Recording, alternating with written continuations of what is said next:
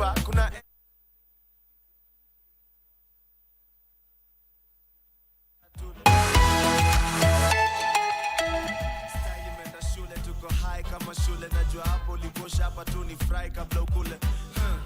And we get to start off the show this beautiful Thursday morning. Welcome. This is Good Morning Kenya Entertainment Thursday. And when it's a Thursday, you know that it is about to go down. We are about to ensure that you do have a good time. I am not here alone. I am here with my DJ, Unique the DJ. What's up? What's up? Unique the DJ. Yes, and we also have Give Us On Minor. And I just want to ask the both of you, how are the teams that you're supporting in the World Cup doing so far? I think group stages zimeisha, if I'm not wrong, so zinaendeleaje? It's almost by the way. Yeah. Wanaingia, I think the game, I think game za pili. Zinaingia from kesho to next week. So far my Portugal team Simba na ilidraw jana. But me most of the time I support Portugal. I love most African teams, and most African teams are doing very well. I agree with you on that. Yes. I'm also a Portugal fan. Lakini jana nilishanga, tutafika huko mwisho. Tutafika. Give us on. It's kind of difficult, but this is how big teams sometimes they start. They start off on a low, and then they start to peak. They of course they got a draw of 1 point, so it's not a loss.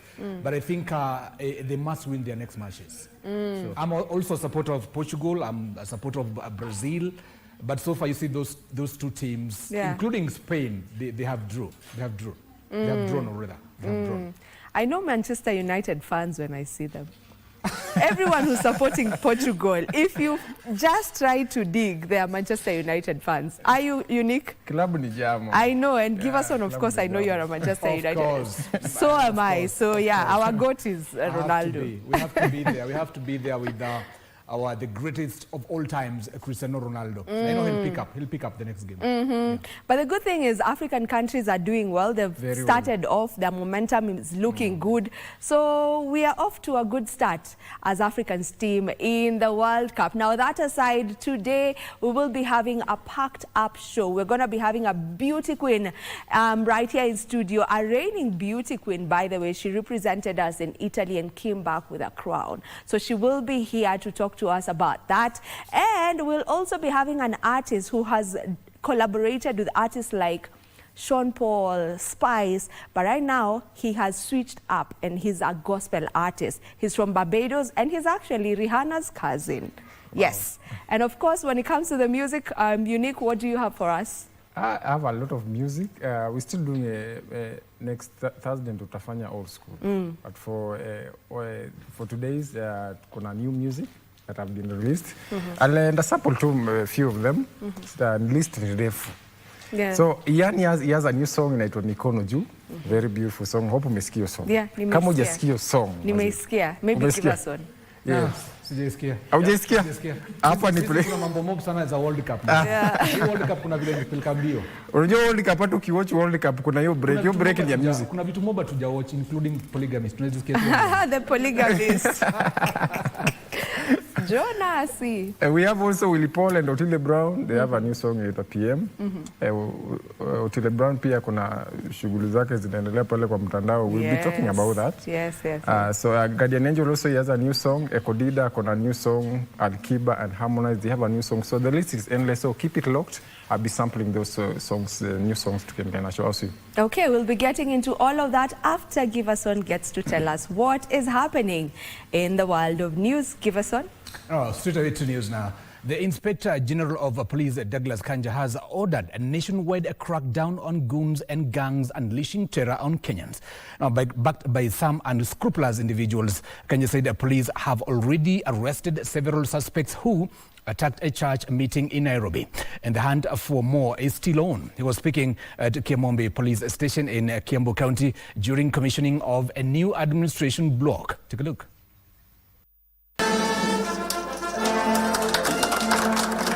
On Wednesday, Inspector General of Police Douglas Kanja joined Kiambu Township Member of National Assembly John Mashua Waithaka and the area residents to commission a new administration block for Kiamumbi Police Station constructed by the NGCDF.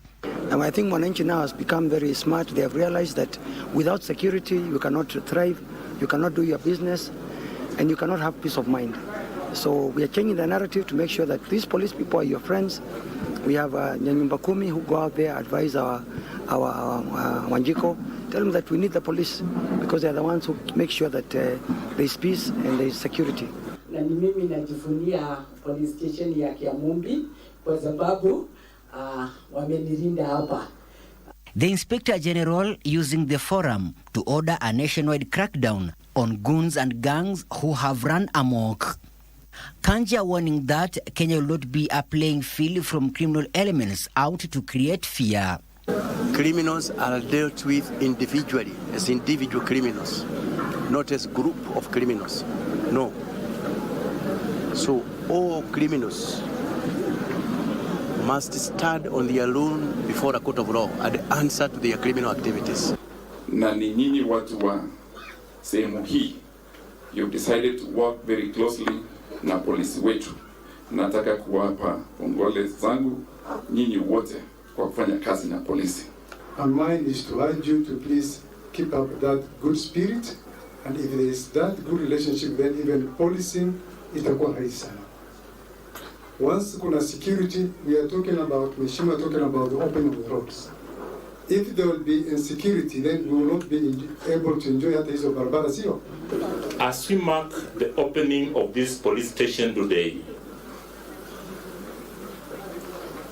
it is a true testament that there is a very good relationship between the community of Kiamumbi and the police officers. There's a saying which says, if you want to go far, we go together. But if you want to go fast, you go. In reference to an attack on a church in Nairobi, the police boss said a number of suspects are already in custody, warning that financiers of such acts will face the full force of the law. You are not going to get any space to carry out your heinous activities. Going forward, you are going to see minimal arrests for those who are involved in that church, those criminal activities in that particular church. Thank you, sir. He challenged the multi-agency security commanders to adopt more proactive and intelligence-led approaches in dealing with criminal elements. To ensure that the community and the police works together. Because police can only be successful while working with the community. Why? Because security is a shared responsibility.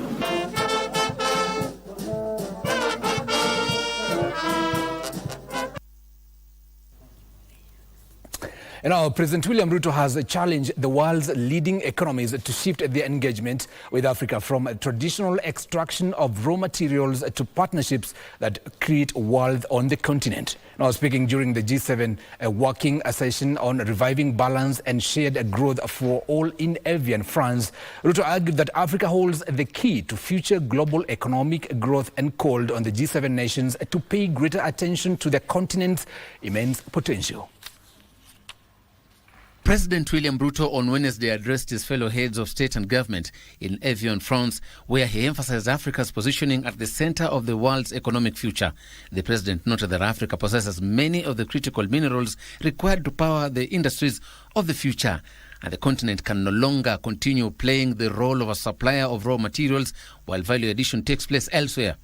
The president told the G7 leaders that African nations are seeking a new approach to global partnerships, one based on fairness, mutual respect, shared benefits, and sovereign equality.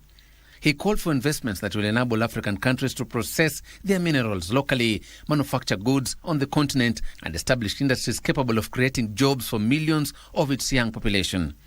President Ruto emphasized that value addition should happen where the resources are found, saying such an approach will benefit both Africa and its international partners, maintaining that Africa's challenge is not lack of resources, talent, or opportunities. And away from France matters, public servants have been challenged to focus on productivity. Head of Public Service Felix Koskei says that through ongoing public service reforms, the government is seeking to move beyond performance contracting towards outcomes and impact on citizens. Here's more.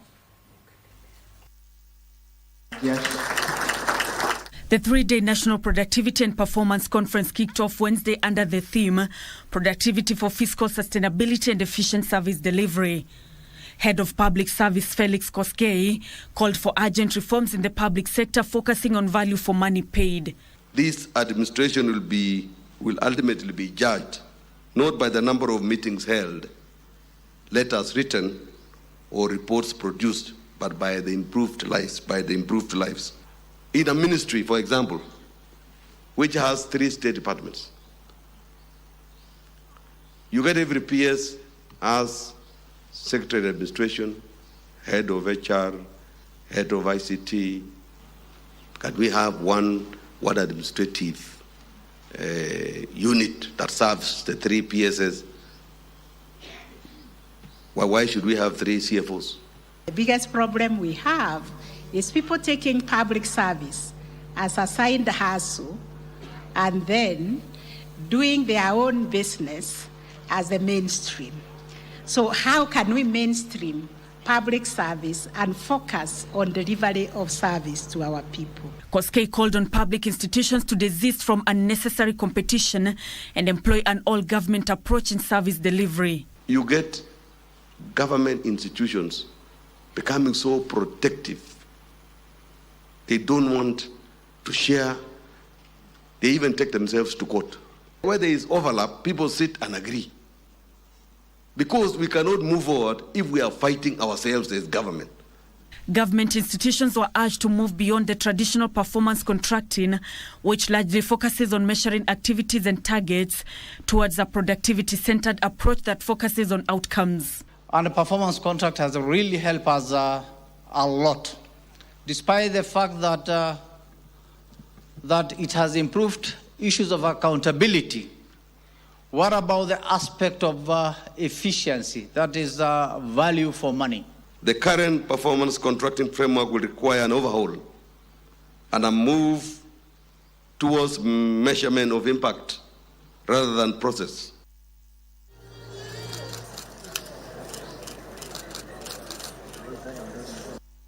Where Deputy President Kithure Kindiki says Kenya is committed to harnessing resources within its Indian Ocean territory to empower coastal communities while protecting marine ecosystems for present and future generations. Now speaking during the opening of the 11th Ocean Conference in Mombasa, where he represented President William Ruto, Professor Kindiki said the Indian Ocean is critical to Kenya's economic growth and must be safeguarded from destructive activities, including the effects of climate change. The 11th edition of the Our Ocean Conference 2026 in Shanzu brought together state and non-state actors from across the world to advance ocean conservation efforts and promote sustainable use of marine resources. Deputy President Kithure Kindiki, who represented the President at the forum, said oceans remain critical to the survival of humanity and the planet, urging the current generation to take decisive action to reverse damages caused by pollution, climate change, and the unsustainable exploitation of marine resources. Pressure that is human-made, and if it is human-made pressure, it means it can be managed, can be controlled, and the human activity that has exerted environmental pressure on our oceans can be addressed for the reversal of some of the effects that are undermining the health of our oceans. For generations, the Indian Ocean has shaped our identity, sustained livelihoods, facilitated trade, inspired culture, and created opportunities for millions of people across our region. Unfortunately, today, the ocean faces unprecedented pressure from climate change, marine pollution, biodiversity loss, habitat degradation, unsustainable exploitation of marine resources, and illegal, unreported, unregulated fishing. The founder of the Our Ocean Conference and former United States Secretary of State John Kerry challenged stakeholders to move beyond speeches and implement action-oriented initiatives that will deliver tangible results in protecting the world's oceans. Think about what the ocean does for us every single day. The ocean produces roughly half the oxygen that we breathe. It feeds more than 3 billion people. It supports the livelihoods, the jobs for hundreds of millions more people. And it carries approximately 80% of global trade.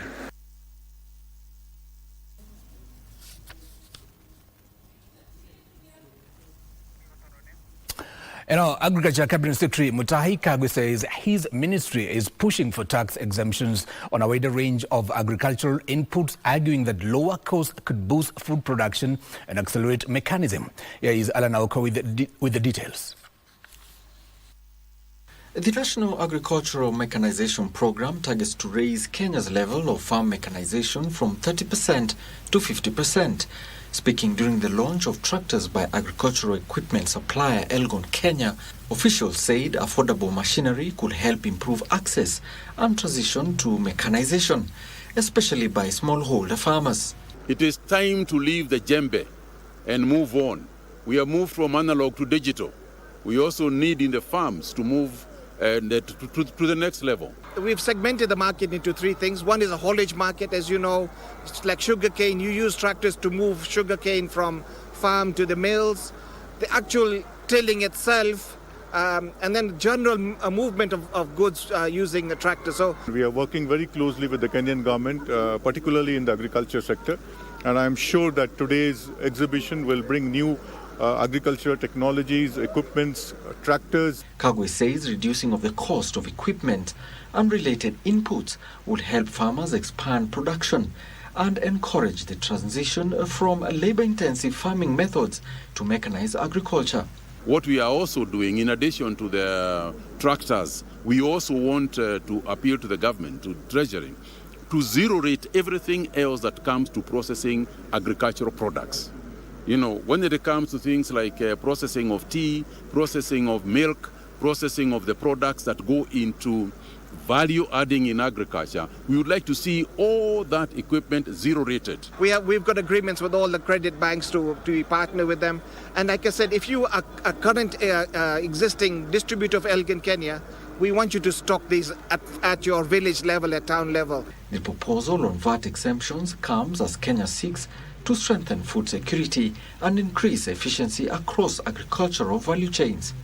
The government continues efforts to lure people, even in the youth bracket, to own machines like this one, so that farming mechanization can improve in the country. And thank you, Alan Auko, for the report. Now, a new graduate program has been launched linking student housing finance with access to startup capital for graduates. The Zinduka Graduate Enterprise Program will provide unsecured loans for student accommodation alongside business financing of between 200,000 shillings and 500,000 shillings for graduates, with projections of supporting up to 10,000 enterprises annually. Here's more. Holdings, in conjunction with Absa Bank Group and Cooperative Bank Group, have launched the Zinduka Graduate Enterprise Program. The initiative has been designed to deliver a practical financing solution anchored on a core borrowing model where students and parents jointly access funding, making the opportunity both accessible and sustainable. So the idea with this program is that these young people will get entrepreneurship training, they'll get support between the partners that we have, so that by the time they graduate, they can be able to start a business. But not only that, they'll also be able to access funding from the banks to pay mdogo mdogo for their student housing. So for as low as 4,000 shillings a month, they can now access student housing. Cooperative Bank of Kenya has committed 1 billion shillings to the initiative, while Absa Bank Kenya will offer tailored financing solutions to more than 5,000 students. providing financing, helping students build a credit score so that by the time they graduate, they already have the financial training and they also have the financial score that allows financial institutions, not just ourselves, to deal with them and to provide that support. We are trying to help the young people meet the criteria that will allow them to access the capital. Students will also access entrepreneurship training, internships, and seed capital support to start businesses. So for us, if we can start by helping 10 to 20,000 young students to graduate and start a business.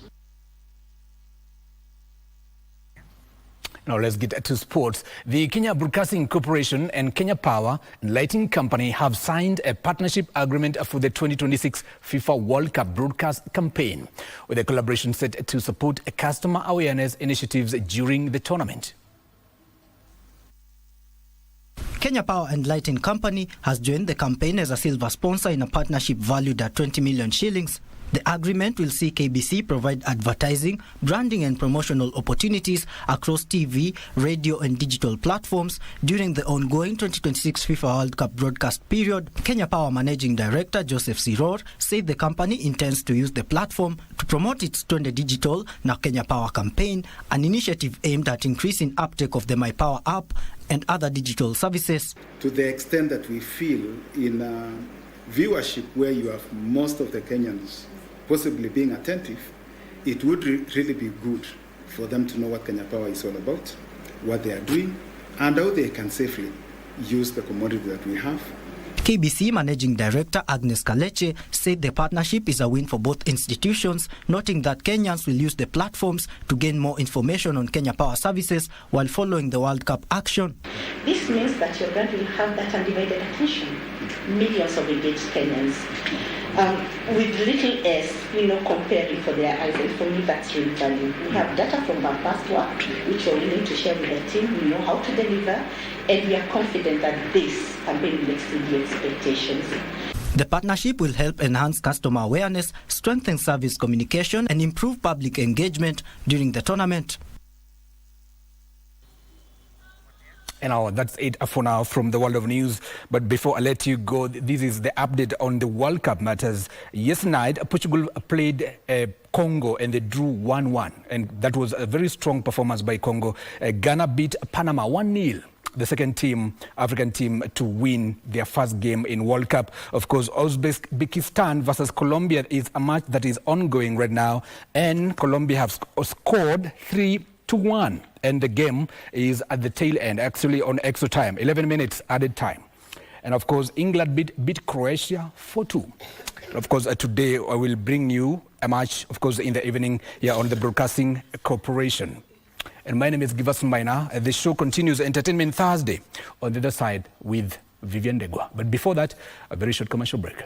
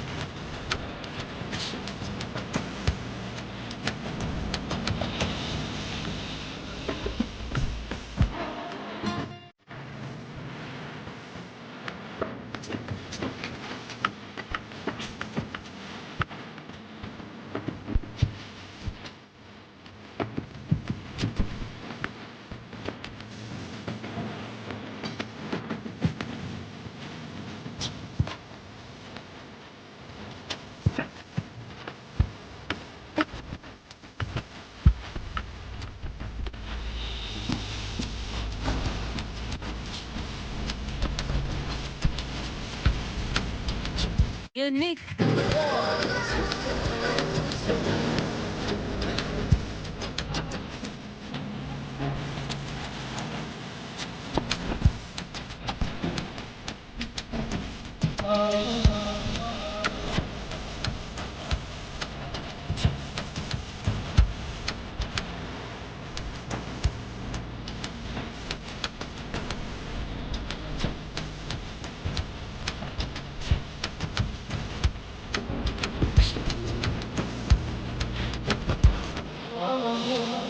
The DJ, all the DJs wanna be.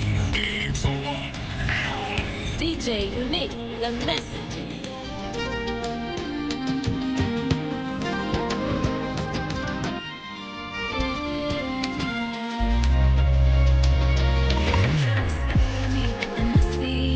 From the beginning, you are mine. Unique. The start, you were doing it all by yourself.